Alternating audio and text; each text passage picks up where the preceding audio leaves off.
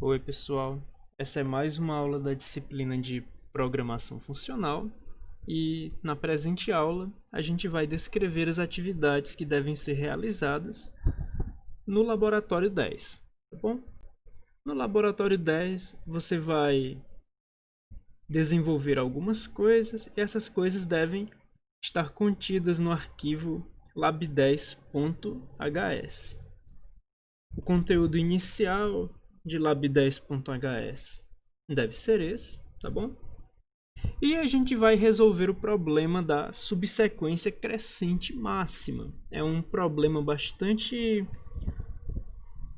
difundido em maratonas de programação e é um bom exemplo do uso de programação dinâmica, tá bom?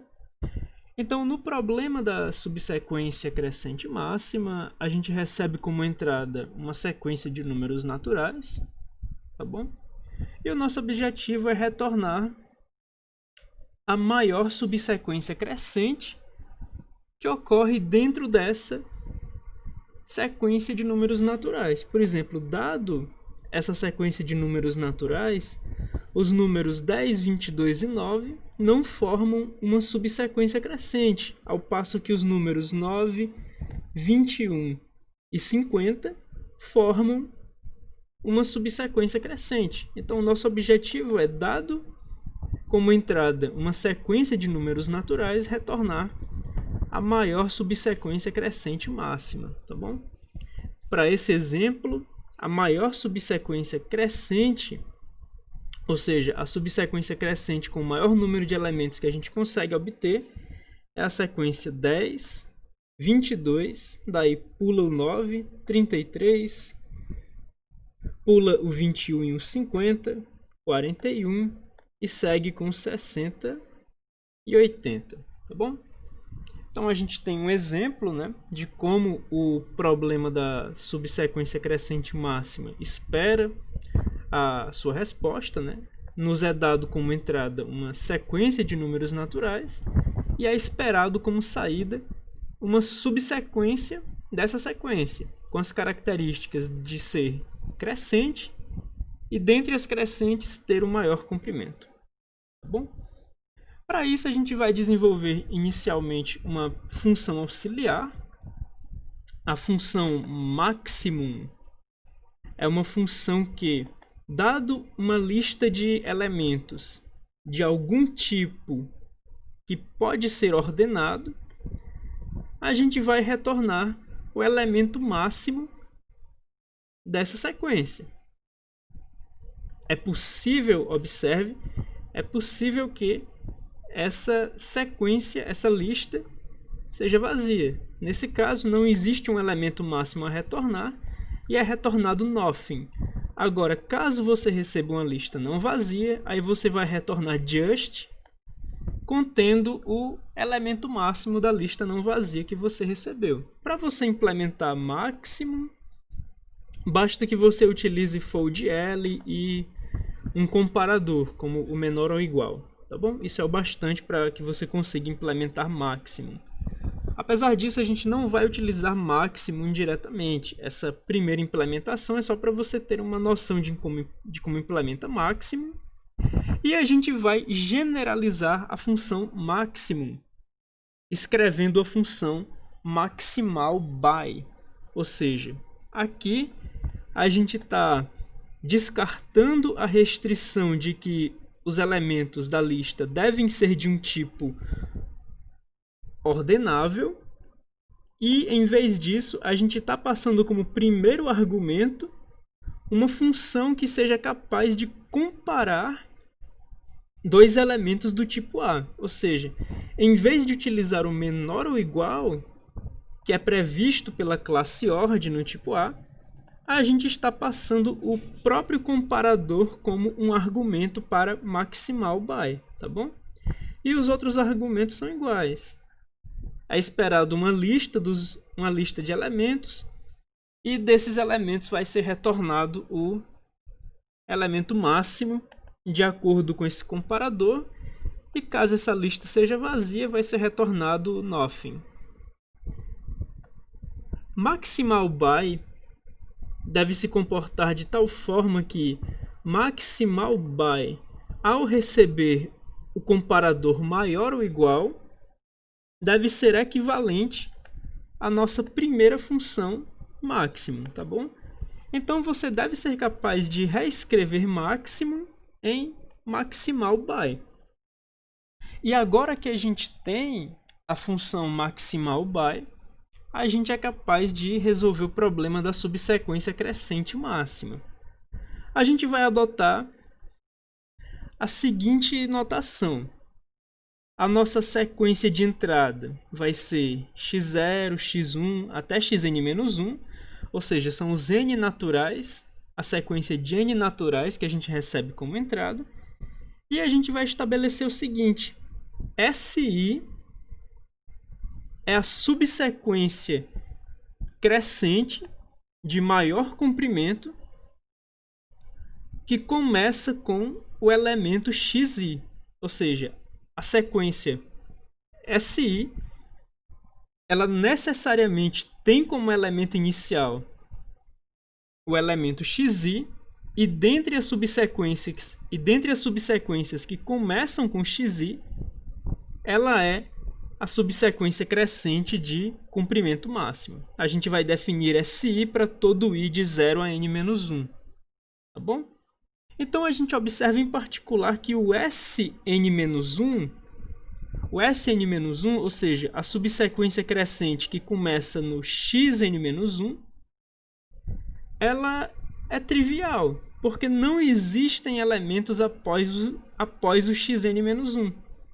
Então a subsequência crescente que começa no Sn-1, a sequência Sn-1, a subsequência crescente que começa no xn-1, ela contém apenas o xn-1 e naturalmente ela vai ter comprimento 1.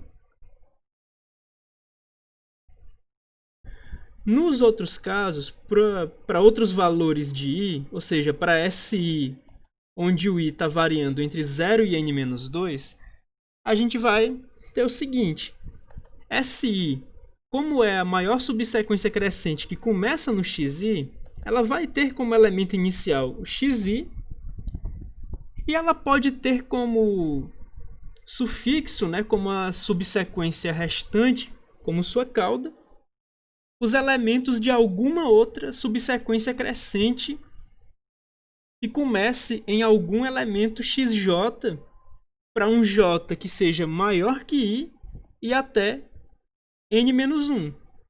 Isso, claro, desde que o elemento xi ele seja menor ou igual que o elemento xj. Daí a gente vai poder continuar a subsequência de Si, que começa com xi, com algum xj, né, sendo elemento inicial da sequência SJ, desde que o xj seja maior ou igual que o xi, e daí a gente toma os demais elementos de SJ, já que ela é uma subsequência crescente, como continuação de Si logo após o elemento inicial xi.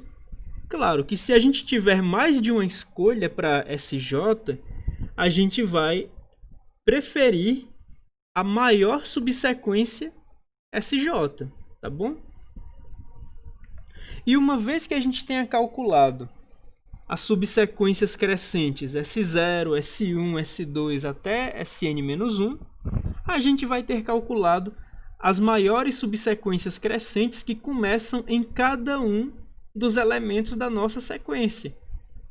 Como a nossa subsequência crescente máxima precisa começar em algum elemento, a nossa subsequência crescente máxima ela vai ser uma das sequências Si que a gente tem calculado. Então, uma vez calculados os Si, basta agora a gente tomar a maior subsequência Si e dar essa subsequência como retorno. Tá bem? Então aqui a gente tem uma implementação funcional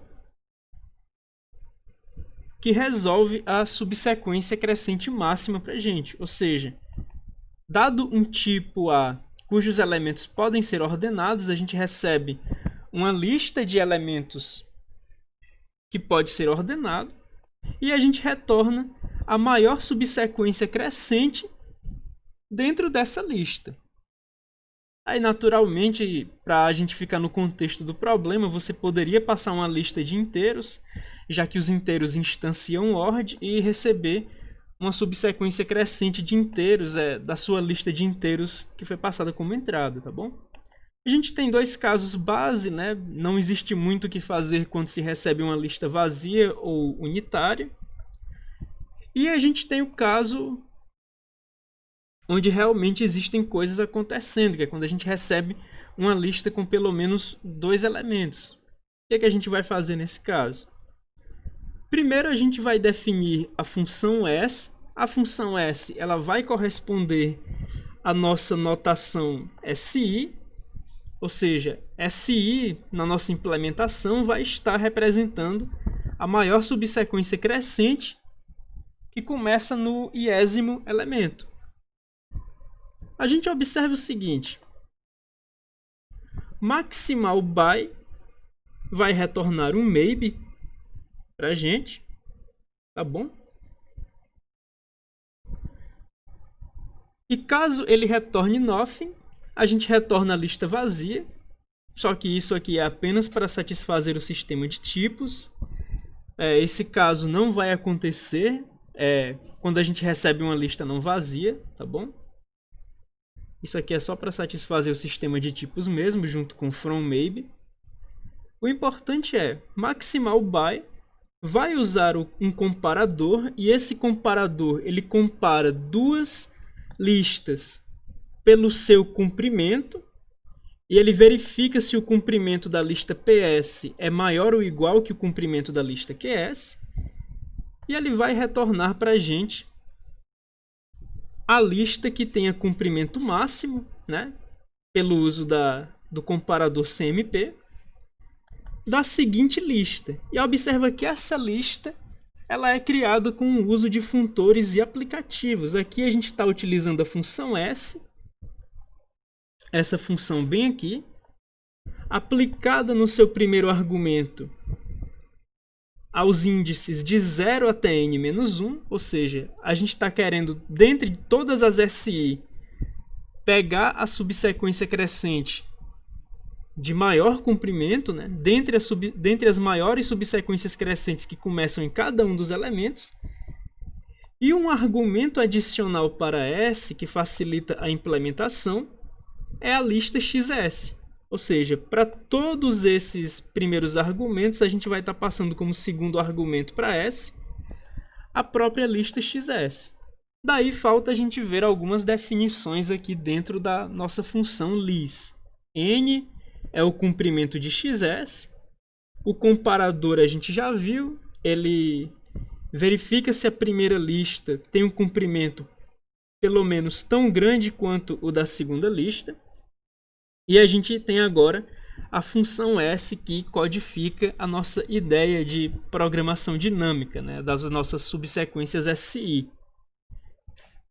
S0 da lista vazia retorna a lista vazia, ou seja, a maior subsequência crescente começando no elemento de índice 0 da lista vazia é ela mesma. Para uma lista unitária, a gente só tem um elemento e ele tem índice 0, então S0 nesse caso vai retornar apenas essa lista. E para esse caso, verificar qual é a maior subsequência crescente que começa no elemento de índice 0 de uma lista com pelo menos 2 elementos. A gente sabe que esse primeiro elemento de índice 0 faz parte do retorno. E a gente define quem seria MS, ou seja, quem seria a subsequência logo após o elemento de índice 0. A gente teria alguns candidatos para essa subsequência. Naturalmente, as subsequências candidatas precisariam ter como primeiro elemento um elemento que seja maior ou igual que o elemento de índice 0. Tá bom? Então a gente pega para cada uma das subsequências, a gente pega o primeiro elemento e verifica se ele é pelo menos tão grande quanto o elemento de índice 0. Daí a gente está usando filter para eliminar as subsequências que não satisfazem isso aqui, tá bom? E a gente está criando a seguinte lista, né? A gente está utilizando o S, a nossa função S, com os argumentos, para o primeiro argumento, os valores de 0 até k menos 1, e como segundo argumento, sempre a lista ys.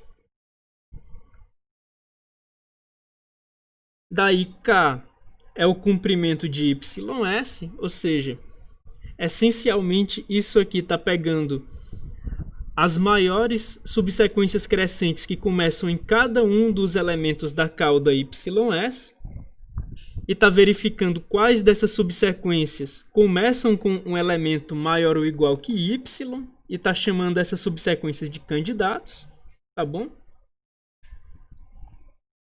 E ms é o candidato de comprimento máximo, ou seja, novamente utilizando o nosso comparador, a gente vai tomar dentre os candidatos, ou seja, dentre as subsequências crescentes de ys, aquela que tenha o maior comprimento e vai chamar de ms. Então, S0 y, dois pontos ys, vai ser resolvido como y, já que a gente está construindo a sequência, a maior subsequência crescente que começa no elemento de índice 0, no caso y, seguido da maior subsequência crescente da lista ys. Para os outros casos onde a gente não recebe o valor 0, onde a gente recebe um índice i qualquer e uma lista ys, a gente volta para o caso base imediatamente fazendo uma mudança de índice. Em vez de tomar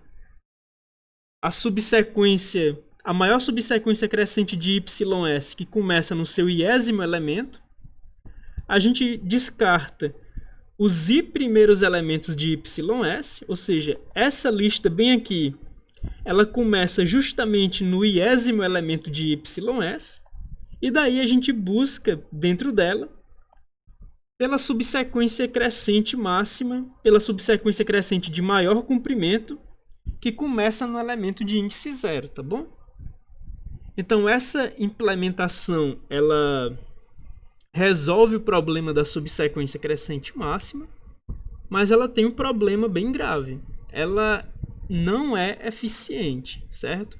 Essa implementação, ela vai se mostrar ineficiente se ela receber entradas suficientemente grandes. O nosso objetivo no laboratório de hoje, então, para além de ter implementado a maximal by, é reescrever essa função de tal forma que ela seja capaz de ser otimizada utilizando aquela técnica de memorização que envolve utilizar as funções memo e fix. O ponto aqui é o seguinte: a função memo ela seria bastante útil para criar uma cache para a função s. Só que existe um problema. A função memo ela espera uma função que, dado um inteiro, retorne um valor. E a função s ela não tem essa assinatura. A função s ela recebe tanto um inteiro como uma lista, porque isso facilita a implementação do caso que não é o base, quando a gente utiliza o drop para dar um shift na lista ys e poder resolver esse caso utilizando o índice 0, tá bom? Então, para que a gente possa utilizar a função memo com a função s, seria preciso escrever uma versão alternativa da função s que receba apenas um argumento. Uma versão alternativa da função s que receba apenas um argumento. E aí você vai conseguir escrever a função lis utilizando essa nova versão de s, passando ela para aquela combinação de memo e fix, já que ela teria essa assinatura, né? Essa nova versão de S. E assim a gente poderia criar uma cache para a função S. Uma dica que pode ser dada é o seguinte: essa função S, ela corresponde a essa notação SI. E SI está representando a maior subsequência crescente que começa no elemento XI, ou seja, no elemento de índice I. Pode ser interessante para a nova implementação pensar em SI como a maior subsequência crescente que termina no elemento XI. Porque assim, se você pensar em SI como a maior subsequência crescente que termina no elemento XI, não vai ser Sn-1 a subsequência trivial, né? A subsequência trivial seria justamente a S0. Por quê? Porque a maior subsequência crescente que termina em x0, ela não pode ter nenhum elemento após x0. E como ela não tem elementos antes de x0, ela é necessariamente uma sequência unitária que começa e termina com x0, tá bom? Então, se você pensar em SI como a maior subsequência crescente que termina em xi, talvez seja possível escrever a função S utilizando apenas um argumento inteiro, e daí vai ser possível utilizar a função memo em combinação com fix para dar uma cache para essa nova função S, que teria a assinatura recebe_int e retorna a subsequência crescente de maior comprimento que termina, né, no elemento de índice I, que foi o argumento que você passou. Bom, uma vez feito isso, você tem terminado as atividades descritas no laboratório e a gente estende o laboratório com os seguintes exercícios. Você vai resolver as questões 32, 33 e 34, que consistem em reescrever algumas funções que você já conhece utilizando o operador fix, tá bom? No exercício 35, a gente tem uma função range que, dado um inteiro, retorna os elementos de 0 até antes daquele inteiro. Daí você reescreve a função range utilizando fix. E no exercício 36, você tem uma função que, quando recebe uma função rec capaz de calcular fatorial, essa função f ela é capaz de calcular fatorial. Daí você tem de escrever a função fatorial em termos dessa função f, utilizando o operador de ponto fixo, utilizando o fix, tá bem? Além desses exercícios, olha só, o 37 você não precisa fazer.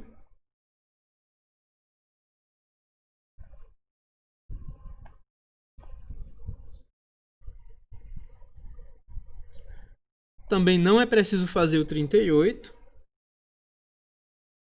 nem o 39, tá bom?